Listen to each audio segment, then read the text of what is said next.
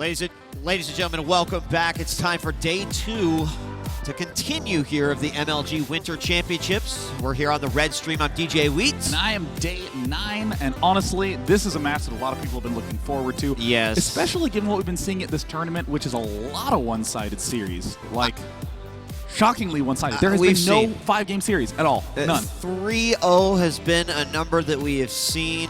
Right now, I think people are saying, hey, you took a map off of your opponent, that's a victory in itself. Yeah. But unfortunately, it's not. You go home. These best of 5s are single elimination, all the way up to the finals, in which it becomes a best of 7. And these two players right here, Stephano taking on last. You know what my favorite matchup of all time is. That, of course, being the ZVT. And so I'm excited for another one here today. Another way to put that is the matchup that doesn't have Protoss in it. Marcus, you Zerg player, you. But, you know, in truth, Stephano is one of the most researched, mimicked, well-known, well-studied players of all time. And yet he still rips every opponent apart, seemingly no matter what. Last is kind of unknown. Last is one of these Brood War players, moved on over to STARCRAFT 2. He's rumored to be a solid practice partner, but has really had no significant splashes on the scene. No big tournament wins, no really big pro league wins. He's just a guy.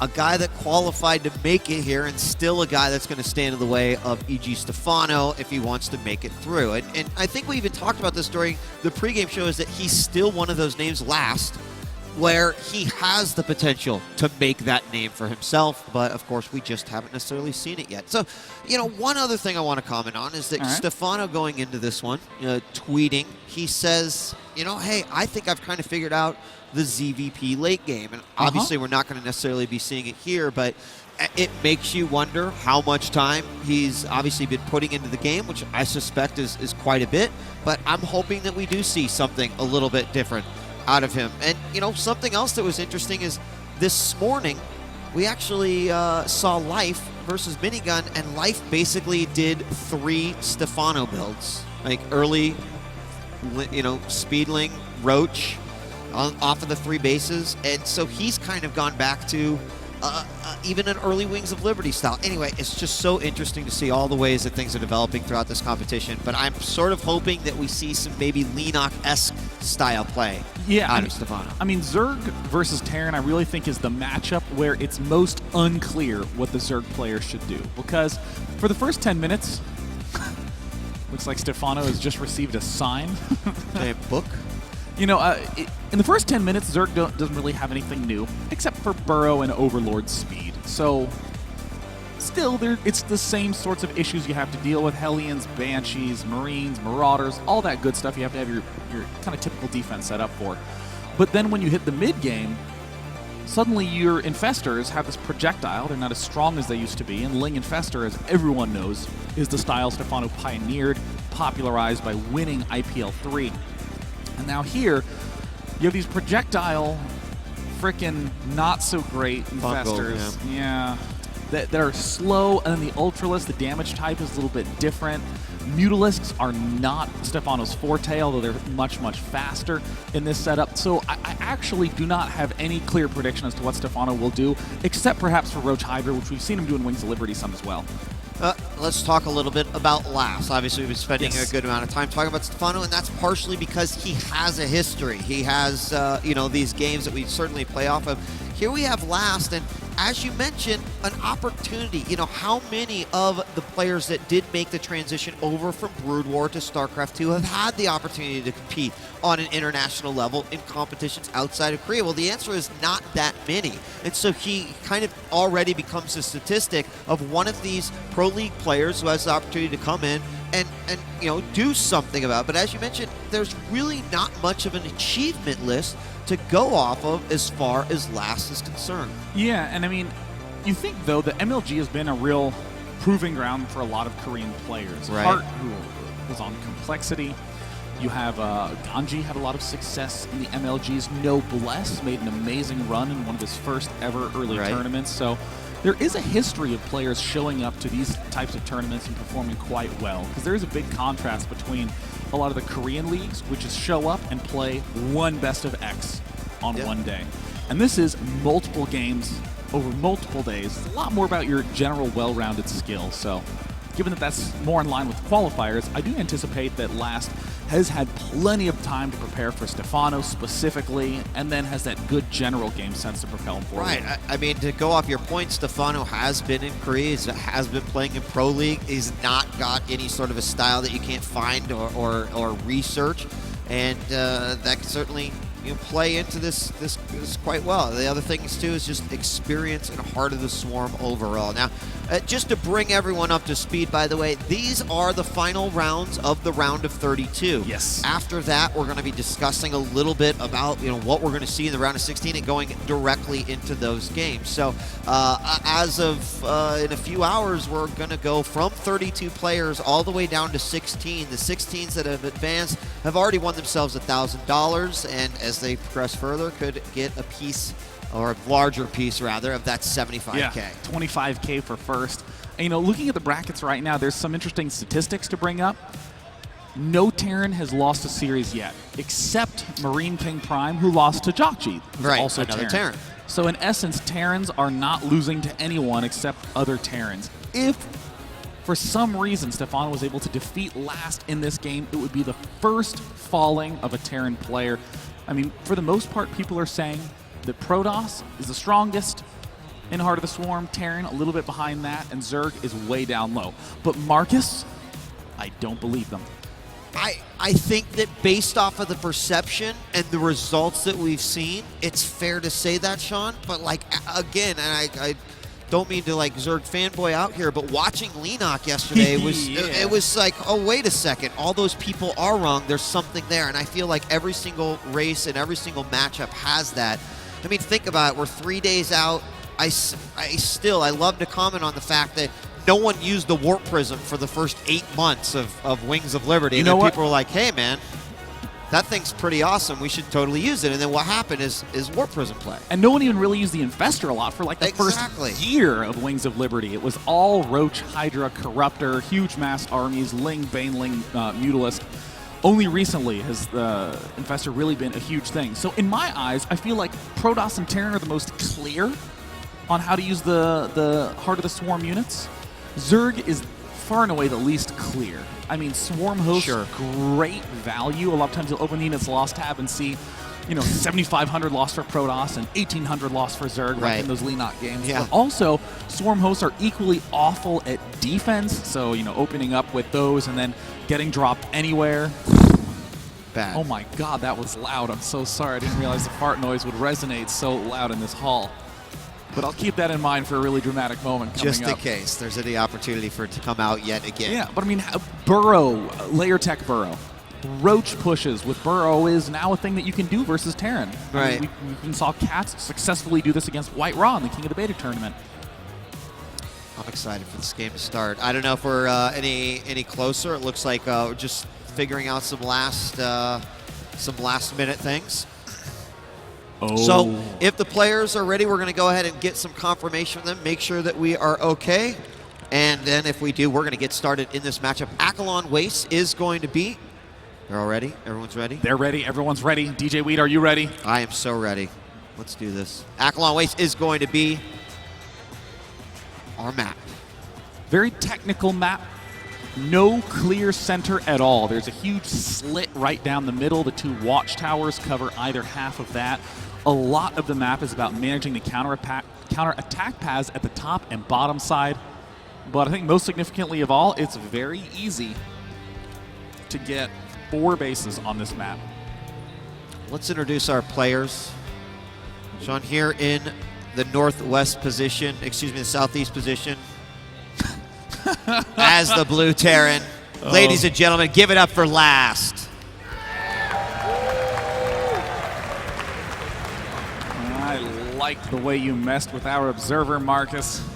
Up in the top left-hand corner, one of the most successful StarCraft 2 players of all time and the #1 championship holder for the Zerg race in Wings of Liberty. It is Stephano.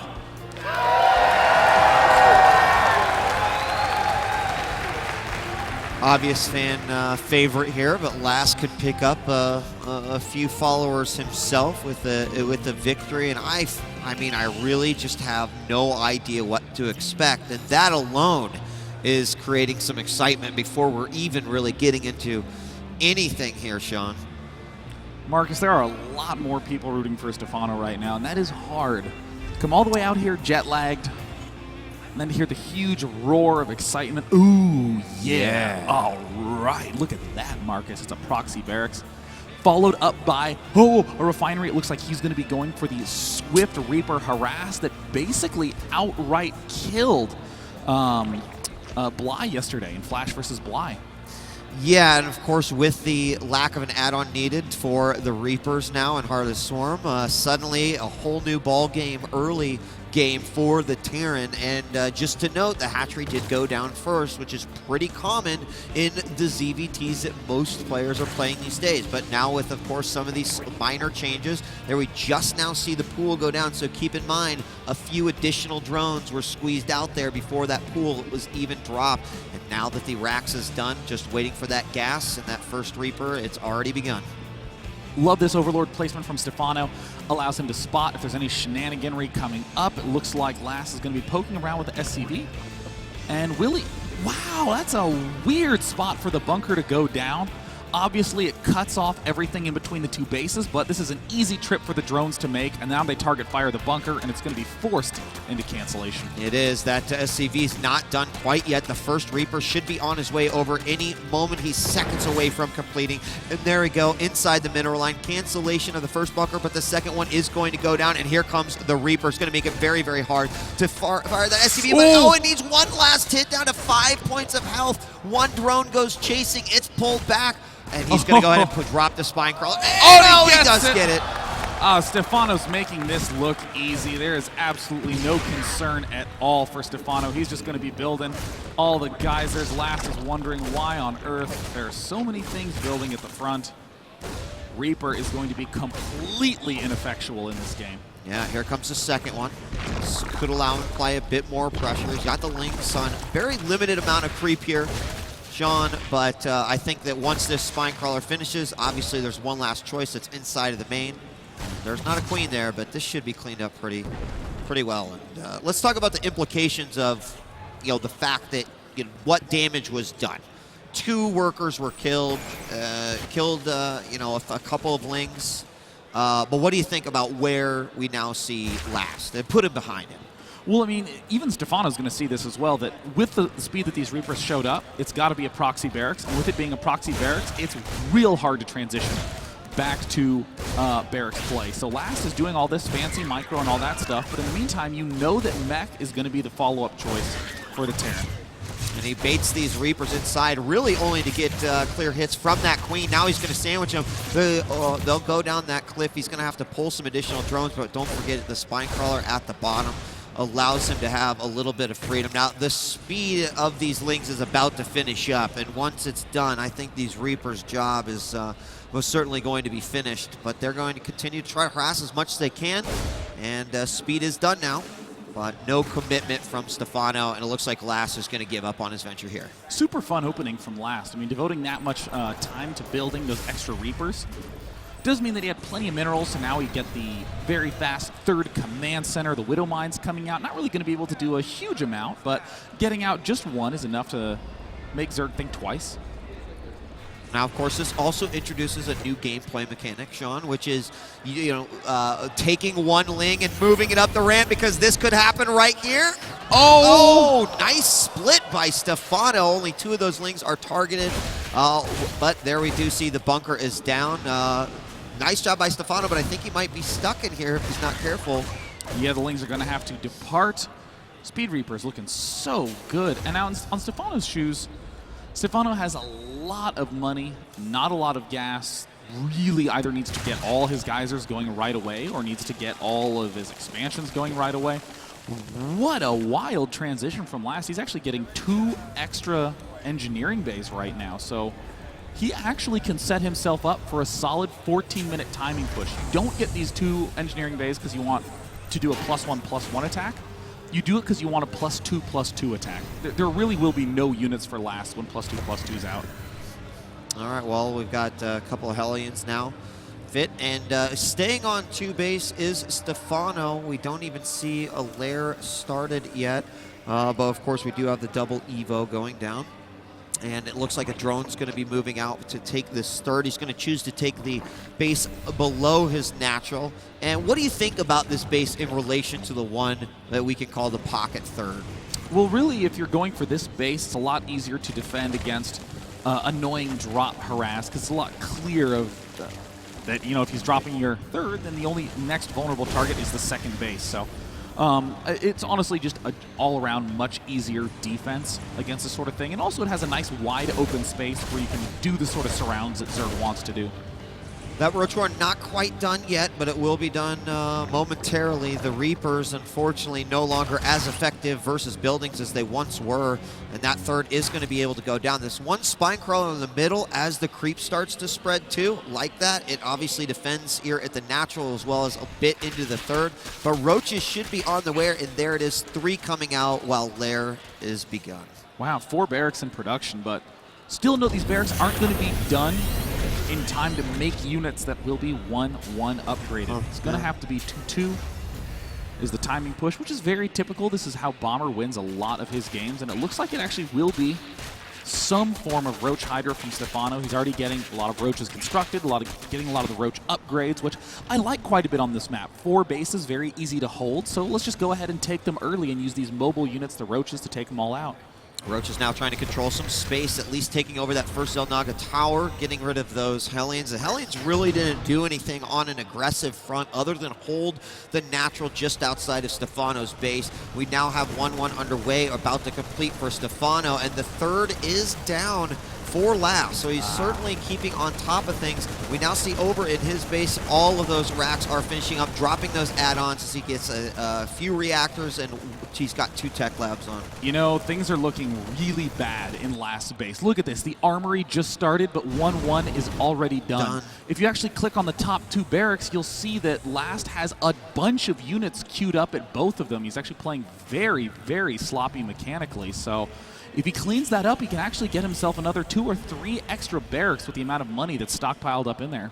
I like the point you make about the armory. I mean, look at how much that is going to delay those upgrades. Obviously, the goal is to try to have it finished right in sync with the rest of those so you can get them started immediately, and that will allow Stephano to start to grab an upgrade advantage because his 2-2 has already begun. Now, we do have a medevac filled with a few Marines heading over, spotted by this Overlord. Will the reaction be quick enough? There's only 1 Hydra here. Some Links are going to come in. Now, it's not 2 full medevacs, so I do believe he can hold, and with the minimal amount of units he has, here comes the entire army to help clean this up. So it looks like Stephano will deflect it, but Last is continuing to try to be aggressive, trying to step in here with some Hellions over at the 3rd base. It looks like he might end up sacrificing a lot of these Hellions. I mean, the Roach Hydra is so fast. Right now, no drones have fallen. 1 may fall. No, nothing died. That was fantastic drone splitting there as well, moving them around, avoiding those spots where multiple hits could obviously happen. And now we're going to have Groove Spines finishing up along with 2-2 almost there. The Infestation Pit is going to go down. And instead of that 4th base, we see a macro hatch inside. And I feel like we're just gearing up for a large attack here by Stephano. He still hasn't extended himself up as much as I thought. And hold the phone, Last just going to go for even more drop play as he sends 2 additional medevacs and could load up, 3 total, could load up for this 4th and just try to go for a massive drop inside of Stephano's main. You know, Last is doing this really cool Heart of the Swarm style where you just get a whole bunch of Marine Marauder, medevac, and you throw Widow Mines in there. So in a sense, you're just moving around, trying to push your opponent into weird spots, and then you retreat, cause them to just blow right over those Widow Mines. You just get into engagements and then kite backwards over the Widow Mines. It's really nice for baiting. Here comes the drop. It looks like Hydras are already there. Stephano really on point. Oh, Stephano actually has everything covered here. Oh, he retreats his army back a little bit, but he decides to come in. However, that medevac flying right into a bunch of Spore Crawlers, and the Hydras are to clean up the rest. 2 medevacs almost dead. Oh my gosh, moment away. 3 hit points on that one, 24 on the other medevac, and that top drop was completely shut down. Stephano doing a great job controlling the space, and you know, you really need tanks to deal with this composition. Hydras outrange Widow Mines. And Marines, actually. Now, I mean, taking a look at what we've got here, 178 supply, 166. Upgrades now starting to, well, no, they're still on their way. They're going to be equalizing here very soon. Hive is going to be finishing those. Stephano's going to be that going.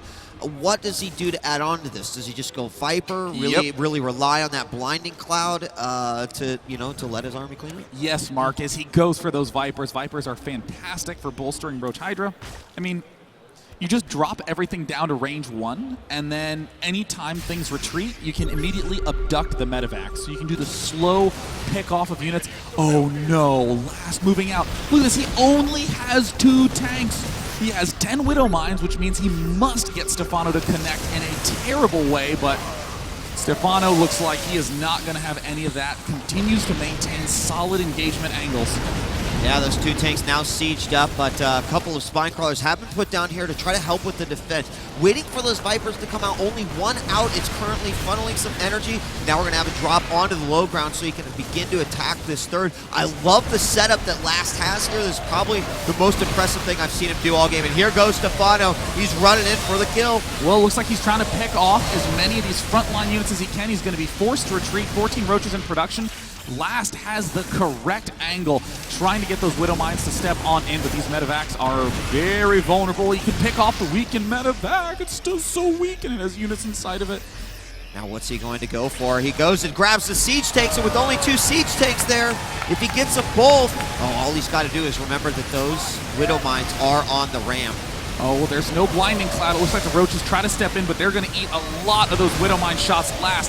Advancing forward, looking very, very nice. This Roach Hydra army did not quite get to the final step, and it looks like Last is going to be just storming the front. Oh, I cannot believe this if it comes down to this. Where are all the units coming out? Only 8 Hydras, 5 Roaches, the third now under attack, and suddenly the tables have turned here, where Stephano certainly was looking to have an advantage. Last, really, with a great position in that fight, is now taking over this game. Oh, God, that positioning was so good, and it's all it took. Now the mines burrowing means that there is 0 chance that Stephano can reinforce. And there's the well played. Good game. Wow. I mean, Last looked pretty damn shaky at the start of that game. But that engagement angle was fantastic. It was perfect. And you noted he only had 2 siege tanks, but that's actually all he needed to do. The amount of free hits that were dropped on top of those Hydras was huge. There was at least 2-3 volleys that nailed those Hydras. There were no Roaches there at all to soak up some of that damage. And then on top of that, even if he would have lost a large portion of that front line, to move forward to get the rest would have meant death by Widow Mine. So Last, and while you said, I kind of feel like he just used the medevac drop, not even effectively as harassed. If it would have harassed, great, but all to set up what would eventually be that positional push. And suddenly taking that third base seems like a terrible idea, because he wouldn't have been able to achieve that same advantage if he was attacking into the other third. Yeah, it's a great point. I mean, no matter how bad the medevac drops may have panned out, it meant that Stephano had to be defensive and could not prevent all those units from getting into that nice tactical spot. And you even heard me say before, geez, he only has 2 tanks. He's not going to be able to engage at all. And that's the real rough concern for Last. But really, I think Stephano saw the same thing. He's like, well, where are the tanks? I can just engage at this angle. And took 3 or 4 bad steps forward. That means we are going to be giving Last that first victory, and that's going to make it 1-0 in this best of 5. Coming up next is going to be Daybreak, and Last does take a nice victory there. Will the foreign hopes be shattered? Stephano is one of the few individuals who can keep that alive. And I know you're queuing up this game. Is there something specific you're kind of looking for in it? Yeah, in fact, just going back to that battle, when the battle began, they both had the exact same amount of resources lost at 2,500. But Stephano, after stepping up to try to pick it off, had 6,000 units lost. And Last only had 4,000, and it just spiked up considerably from there. I mean, I think just a slight bit of patience from Stephano, waiting for that blinding cloud, could have completely turned the tides. Should he have not abducted that tank, and just waited for that engagement? I think it was the engagement before the tank abduction that really killed him. Well, Last pulling it together. And you know what? You can have a few shaky moments here and there, but most importantly, if you can recover and find a chance to move in, it will get you victory. So congratulations on him. We're going to take a quick break. When we come back, MLG Daybreak is going to be the map for game number 2 between Stephano and Last. Don't go away.